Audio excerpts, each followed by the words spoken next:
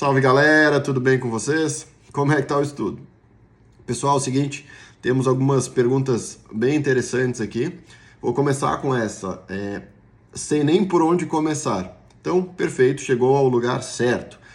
Resumidamente, tá? Antes de entrar na questão das técnicas de estudo, do planejamento, ciclo de estudos, estratégia, pré-edital, pós-edital, antes de entrar nessas coisas mais específicas, eu queria falar um pouquinho sobre coisas gerais, tá? Então eu vou dar aqui 5 dicas rápidas de como tu tem que fazer para começar a estudar, para já começar certo, digamos assim, ok?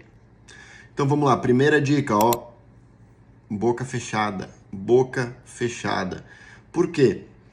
Tu quer estudar para um concurso, então de antemão já fica sabendo que vão ter várias pressões que podem te atrapalhar, e às vezes atrapalham muito. Tem a pressão interna, que são as tuas inseguranças, a tua ansiedade, coisas que tu tem que trabalhar, que faz parte do teu desenvolvimento pessoal e tá tudo certo. Vamos se organizar para trabalhar isso até o dia da tua prova. Mas tem algumas outras pressões que são as externas, que são um pouco mais fáceis de evitar desde o início. Então, para quem está começando a estudar agora é justamente a hora de não comentar com ninguém que está estudando. Não comentar que vai fazer prova, não comentar que tu não pode fazer alguma coisa porque está estudando. Só comenta com a tua rede de apoio direta, ou seja, as pessoas que realmente precisam saber que tu está estudando. O teu marido, a tua esposa, né, quem vai ter que te ajudar em casa, vai ter que entender que tu vai ter que se ausentar em alguns momentos, que tu precisa de um suporte a mais, teu pai, a tua mãe, pessoas bem diretas e que tu tem certeza que vão de fato te apoiar. Fora isso, parente, gente que quando tu for ver numa festa de família vai ficar te perguntando, e aí, tu já foi aprovado? Tu já fez concurso? Como é que tu foi na prova? Esse tipo de coisa só aumenta a pressão e só te atrapalha. Então, ó, boca fechadinha, essa dica aí, ela é bem importante, mais do que vocês pensam. E provavelmente lá na frente vocês vão lembrar dessa dica aí. Segunda dica, prioriza o estudo sobre as coisas que não são essenciais. Claro que são fases, pessoal. É interessante organizar o estudo em fases. A fase pré-edital, que é uma fase que, como tu não está vendo a linha de chegada, não tem uma data para a prova, não adianta também se matar estudando. É o momento que tu precisa buscar o equilíbrio. Ter uma meta de estudo, não adianta ser aleatório, quando sobrar um tempo eu vou estudar. Aí tu nunca vai estudar. Pode ter certeza que tudo vai parecer mais interessante do que o estudo. Normal. Então não façam isso. Estabeleçam uma meta, 1 hora por dia, 2 horas por dia, mas todo dia batam essa meta e depois façam os hobbies, lazer, Netflix, rede social, o que quiser. Mas organizem uma meta e batam a meta. Priorizem o estudo. Saiu o edital, é o que a gente chama de reta final, tu tá enxergando a linha de chegada. Então tu tem que aumentar a tua intensidade. Tu já sabe no edital exatamente o que vai cair na prova. Então tu pode estudar com bastante gana, com vontade, e aí sim, diminuir tudo que não é essencial.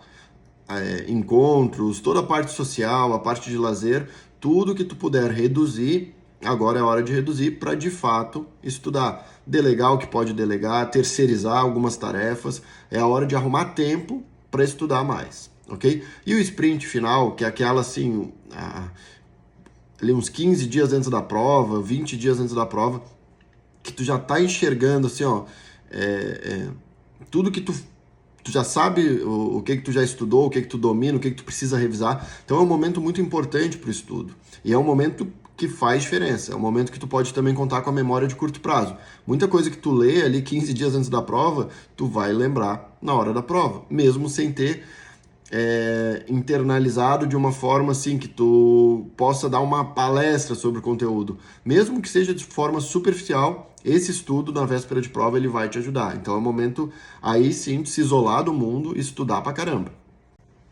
Terceira dica, tem que transformar o estudo em um vício. Ou seja, tu tem que diariamente ter contato, conversar com pessoas, né, do teu ramo, que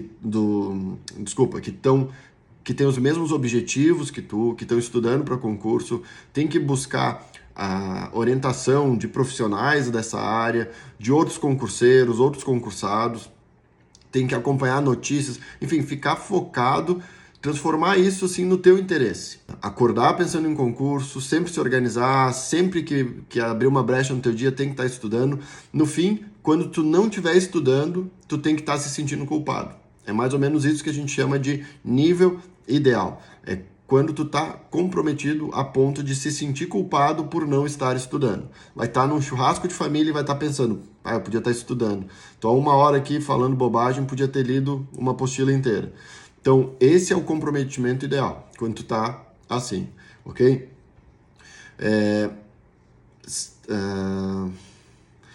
Outros vícios, por exemplo, redes sociais, festas, bebidas, todos os outros vícios, tu tem que tentar eliminar ou diminuir ao máximo para conseguir estudar.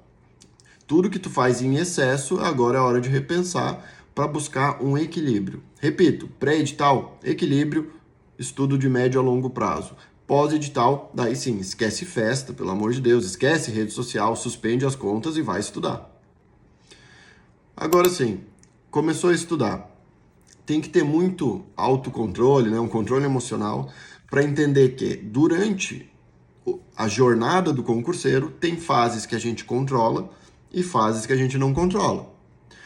Vocês têm que focar em se esforçar, caprichar naquilo que vocês controlam, que é o quê? Dedicação, resiliência. O que é dedicação? É tu ter uma meta para estudar, ter uma organização, um plano de estudos e seguir aquele plano. E dar o jeito. Às vezes tem que vencer o cansaço, às vezes tem que acordar mais cedo, tem que dormir mais tarde, tem que abrir mão de uma série de coisas para estudar. Isso vocês controlam. Isso é o processo, é a jornada. São coisas que vocês conseguem controlar. E o que vocês não conseguem controlar? O que vai cair na prova? Né? O que os concorrentes vão acertar? Então, a gente orienta nossos alunos a se esforçarem ao máximo para capricharem no processo, mas não se cobrarem pelo resultado. Porque tem muitas variáveis que a gente não controla. E se a gente fica matutando, né, antecipando isso, nos gera ansiedade. Ninguém controla o que vai cair na prova, a dificuldade da prova, se vão cair os assuntos que tu domina mais ou que tu domina menos. E isso são coisas que tu tem que largar na mão do destino. Então, caprichando no processo, o resultado vem. Agora, ficar se cobrando, preocupado, pensando como é que vai ser a prova, se tu vai passar, se não vai passar, como é que vai ser as consequências de não passar, isso tudo são coisas que tu não controla. Essas coisas, se afasta delas e foca no que tu controla. Se tu caprichar agora, lá na frente o resultado vai vir. Deixa o resultado, larga nas mãos do destino. Se for para ser, vai ser. E a quinta dica, não menos importante, dá uma lida no livro que tem gratuito, que a gente deixou ali no link da nossa bio, tá? Ou chama no direct, o pessoal atende vocês aí, passa esse livro, tá? Ele é um PDF, mas ele tá bem ilustrado, tem uma série de casos, tá? Se chama Rumo à Aprovação. Fala de técnicas de estudo, como se preparar, tem dica de outros concurseiros.